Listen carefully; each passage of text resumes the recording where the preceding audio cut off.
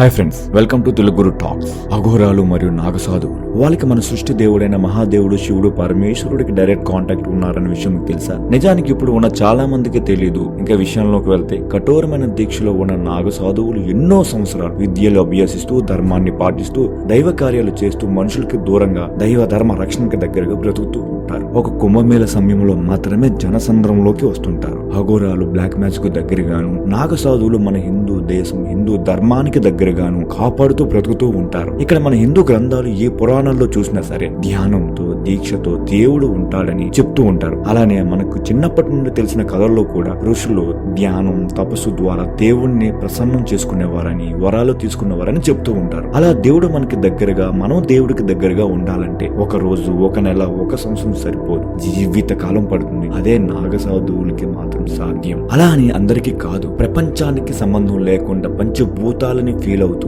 ధ్యానంలో ఉంటారు. వారి ముఖం తేజస్సుతో వెలిగిపోతూ ఉంటుంది. అలాంటి వారు మనలాంటి సామాన్యులకి కనిపించరు. దానికి కారణం వారు నివసించే చోటు ఎత్తైన పర్వతాలు, దట్టమైన మంచు కొండలు, మానవ అలికిడి లేని చోట్లలో ధ్యానంలో ఉంటారు. సంవత్సరాలు చేస్తూనే ఉంటారు. వాళ్ళు మైండ్ తో మనుషుల్ని కంట్రోల్ చేయగలరు కళ్ళు మూసుకొని. కానీ వారి జీవితం ఈశ్వరుడికి అంకితం చేస్తారు కాబట్టి వారికే సాధ్యం. వారు ఇప్పటికీ ఉన్నారు, ఉంటారు కూడా. మనలో నిజమైన దేశభక్తి ఉంది అంటే అది నాగసాధువులకి మాత్రమే సాధ్యం. ఎందుకంటే వారు మన దేశం కోసం చాలా చేశారు. అవన్నీ వివరించాలంటే ఈ వీడియోలో సమయం సరిపోదు మిత్రం. తర్వాత ఆ టాపిక్ వచ్చినప్పుడు చెప్తాను. ఇంకా శివుడు బోళాశంకరుడు అని అంటారు కదా, కానీ శివుడు అందరికీ బోళాశంకరుడు కాదు. మనలో కల్మషం లేని వాడికి, ధర్మానికి కట్టుబడి జీవిస్తున్న వాడికి మాత్రమే బోళాశంకరుడు. మనం శివదర్శనం చేసుకున్నప్పుడు ధర్మాన్ని నేను కాపాడేలా చూడు పరమేశ్వర అని కోరుకోండి. ఆ ధర్మమే శివరూపంలో మిమ్మల్ని కాపాడుతుంది. నా ఎక్స్ప్లెనేషన్ మీకు నచ్చినట్టయితే లైక్ చేసి షేర్ చేయండి. ఇలాంటి ఇంట్రెస్టింగ్ వీడియోస్ కోసం